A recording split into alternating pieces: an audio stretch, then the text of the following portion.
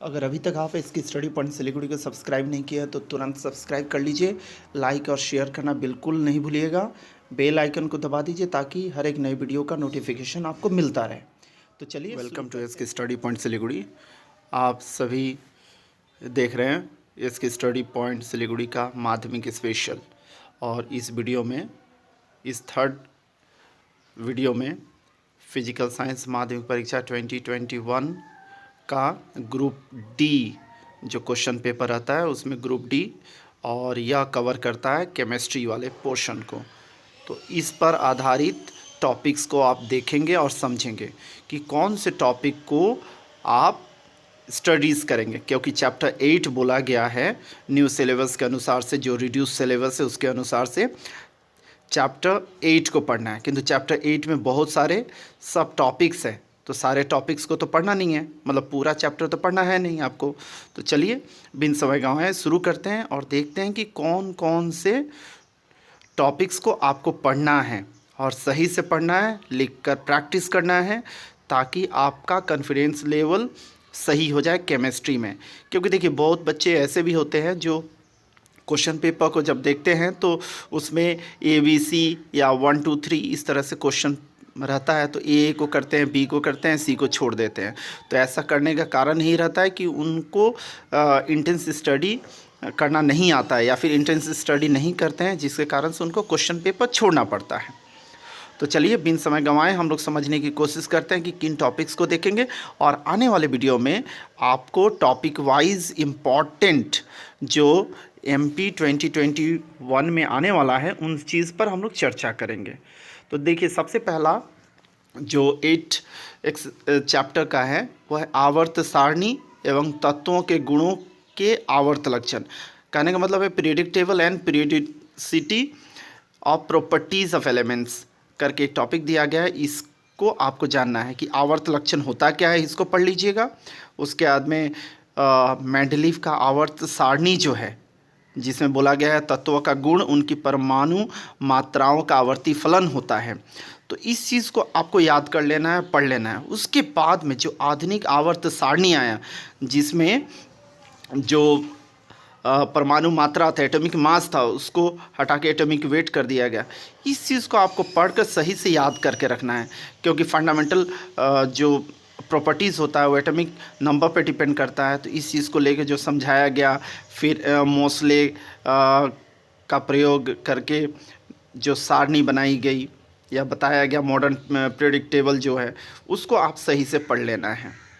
और जो कुछ टर्म है, जैसे आधुनिक आवर्ती के स्थिति को ठीक करने में जो टर्म्स हैं, जैसे ग्रुप्स हो गया, समूह हो गया, पीरियड्स हो गया, इन सब को आपको पढ़ लेना है कि कितने पीरियड्स हैं, कितने समूह हैं, ग्रुप्स हैं, किस में क्षार हैं, किस में हैलोजेंस हैं, किस में नोबल गैस हैं। इन सब को आप सही से स्टडी कर लीजिएगा। और हाइड्रोजन की स्थिति जो होती है, किस में क्यों डाला गया है, इन सब को आपको पढ़ लेना है। यह है आपका, जिसको आप सही तरह से पढ़ लें। उसके बाद जो सबसे वाइटल है, जिस पे आधारित क्वेश्चंस पूछा जाता है, वह है तत्व के गुणों के आवर्ती लक्षण के ऊपर में।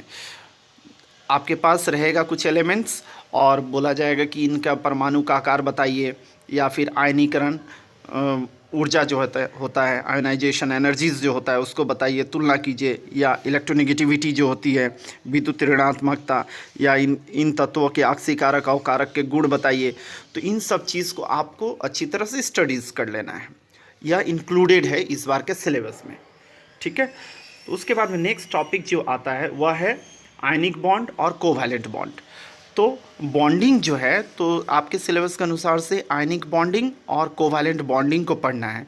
तो इसमें पहले आप आयनिक कंपाउंड के बारे में पढ़ लीजिए, कोवैलेंट कंपाउंड के बारे में पढ़ लीजिए, इन दोनों का डेफिनेशन और डिफरेंसेस पढ़ लीजिए, एग्जाम्पल्स पढ़ लीजिए। उसके बाद में आयनिक बॉन्डिंग पे आइए। आयनिक बॉन्डिंग जब पढ़ेंगे आप, तो कुछ सेलेक्टेड कंपाउंड्स है, उन्हीं का आयनिक बॉन्डिंग को आपको जानना है। जैसे सोडियम क्लोराइड हो गया, तो सोडियम क्लोराइड में सोडियम और क्लोरीन मिलकर सोडियम क्लोराइड बनाता है। तो कैसे बॉन्डिंग होती है, कैसे इलेक्ट्रॉन्स ऑक्टेट बनाने के लिए दे देते हैं एक दूसरे को। तो इस चीज़ को आपको जान लेना होगा, समझ लेना होगा। उसी तरह से लिखा हुआ आपकी स्क्रीन पर दिख रहा होगा, मैग्नीशियम क्लोराइड हो गया, MgCl2 हो गया, कैल्शियम ऑक्साइड हो गया, इसी तरह से सोडियम फ्लोराइड हो गया। तो इन सबको आप सही से लिख कर प्रैक्टिस कीजिएगा ताकि कॉन्फिडेंस लेवल काफ़ी अच्छा रहे। डॉट स्ट्रक्चर से बना के दिखाना पड़ेगा आपको। इसी तरह से फिर आप कोवैलेंट कंपाउंड में आइए। कोवैलेंट कंपाउंड पढ़ने के बाद कोवैलेंट बॉन्डिंग में आइए। कोवैलेंट बॉन्डिंग जब पढ़ेंगे तो आप किस तरह से शेयरिंग करते हैं लोग इलेक्ट्रॉन्स का।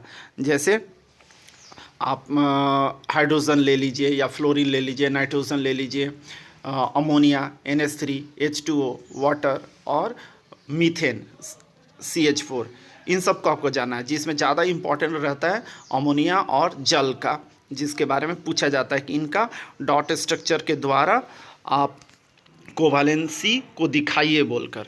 तो इसको आप सही से पढ़कर याद करिएगा, ठीक है।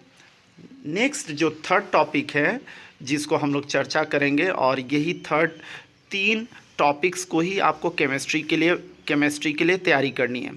तो थर्ड टॉपिक जो है वो है आपका विद्युत एवं रासायनिक अभिक्रियाएं, मतलब इलेक्ट्रिसिटी और केमिकल रिएक्शंस। तो इसमें क्या पढ़ना है आपको? इलेक्ट्रोलाइट्स पढ़ना है। तो इलेक्ट्रोलाइट्स जब पढ़ेंगे आप तो नॉन इलेक्ट्रोलाइट्स के बारे में पढ़िएगा, इलेक्ट्रोलाइट्स के टाइप्स पढ़िएगा, स्ट्रॉन्ग और वीक के बारे में पढ़िएगा, ठीक है। उदाहरण इनका पढ़िएगा, पढ़कर एकदम प्रैक्टिस कीजिएगा। नॉन इलेक्ट्रोलाइट्स जैसे चीनी, यूरिया हो गया, उसके बारे में। इलेक्ट्रोलाइट्स जैसे सोडियम क्लोराइड हो गया, कॉपर सल्फेट हो गया, इन सब के बारे में आप एग्जाम्पल्स के तौर पे याद कीजिएगा, ठीक है। और जल और कॉपर इलेक्ट्रोलाइसिस के बारे में पढ़िएगा, ठीक है। इलेक्ट्रोलाइसिस जब पढ़िएगा तो उसमें कुछ एग्जाम्पल्स हैं, जैसे अम्लीयकृत जल का प्लेटिनम इलेक्ट्रोड के साथ विद्युत अवघटन जो होता है, तो इसको पढ़िएगा। किस इलेक्ट्रोड पे कौन सा गैस निकलता है उसके बारे में पढ़ना पड़ेगा। ऑक्सीजन और हाइड्रोजन किस इलेक्ट्रोड पे निकलता है, जैसे एनोड पे निकल रहा है क्या ऑक्सीजन निकल रहा है, कैथोड पे क्या निकल रहा है, आपका हाइड्रोजन गैस निकल रहा है। इसको आप सही से पढ़कर याद कीजिएगा। वो केमिकल रिएक्शन से उसको भी पढ़ना है। उसी तरह से कॉपर सल्फेट के जलीय घोल का कॉपर इलेक्ट्रोलाइट के साथ विद्युत अवघटन जो किया जाता है, electrolysis of aqueous copper sulphate solution using copper electrodes जो है, उसको भी सही से करना है। और उसका जो रिएक्शंस है उसको सही से आप प्रैक्टिस करके याद कर लीजिएगा, ठीक है। और इलेक्ट्रोप्लेटिंग जो है ये क्या है, इलेक्ट्रोलिसिस का एप्लीकेशन में आता है। तो इलेक्ट्रोप्लेटिंग पढ़िएगा। सजावट के लिए इसका इस्तेमाल किया जाता है। इलेक्ट्रोप्लेटिंग का जंग लगने से बचाने के लिए किया जाता है। तो उच्च श्रेणी के जो धातु होते हैं उनका परत निम्न श्रेणी के धातुओं पर चढ़ाया जाता है, तो इलेक्ट्रोप्लेटिंग कहते हैं ना इसको। तो इसको आप सही से पढ़िएगा। इसमें इलेक्ट्रोड किसको बनाया जाएगा इसको जानिएगा, मतलब कैथोड कौन सा रहेगा लेपन के समय में, और एनोड कौन रहेगा, और इसका जो मीडियम रहेगा इलेक्ट्रोलाइट किसको बनाया जाता है, इसको आप सही से याद कीजिएगा, क्योंकि यही चीज़ पूछा जाता है। जैसे मान लीजिए सिल्वर का चम्मच है, उसके ऊपर में चांदी का चम्मच, उसके ऊपर में गोल्डन इलेक्ट्रोप्लेटिंग किया जा रहा है, तो उसमें क्या लिया जाएगा, ठीक है। इलेक्ट्रोलाइट कौन सा रहेगा, एनोड कौन सा रहेगा, कैथोड कौन सा रहेगा, इस तरह से आपको याद करके रखना है, क्योंकि कई बार पूछा जाता है। तो मान लीजिए सिल्वर का ही एग्जांपल अगर आप लेते हैं, तो विद्युत लेपन इलेक्ट्रोप्लेटिंग के समय में सोडियम अर्जेंटोसाइनाइड जो होगा, ठीक है, NaAgCN2, इसका प्रयोग किया जाता है इलेक्ट्रोलाइट के रूप में। फिर एनोड के रूप में जो सिल्वर है, प्योर सिल्वर, उसका छड़ को बनाया जाता है एनोड, ठीक है। तो इसको आप पढ़कर याद कीजिएगा, क्योंकि यही पूछा जाएगा। और अगर आप इसको नहीं बता पाएंगे, नहीं लिख पाएंगे, तो आपको नंबर नहीं मिलने वाला है, ठीक है। तो इस तरह से आप तैयारी कर लीजिए सही से। कैथोड किसको बनाया जाएगा इसको भी याद रखना है, एनोड किसको बनाया जाएगा उसको भी याद रखना है, क्योंकि यही चीज़ पूछे जाएंगे। उसके बाद में थोड़ा सा कॉपर का परिष्करण जो होता है, धातुओं का परिष्करण जो होता है, उसके बारे में पढ़ लीजिएगा। और धातु का एक्सट्रैक्शन जो किया जाता है, धातु का निष्कर्षण, इसका थोड़ा सा कंसेप्ट पढ़ लीजिएगा, क्योंकि एल्यूमिना के ऊपर में क्वेश्चन कभी कभी पूछा जाता है। तो उम्मीद कर रहा हूँ आपको पूरा जो पढ़ने का जो जिस्ट है, सार है, उसको समझ में आ गया होगा। केमिस्ट्री ग्रुप डी के लिए आप फिजिकल साइंस की तैयारी कैसे करें, किन टॉपिक्स को पढ़ें, कैसे पढ़ें, वो सारी चीज़। अगर अभी तक आप इसके स्टडी पॉइंट से लिखिए को सब्सक्राइब नहीं किया, तुरंत सब्सक्राइब कर लीजिए और शेयर करना बिल्कुल नहीं भूलिएगा। Thank you very much for watching.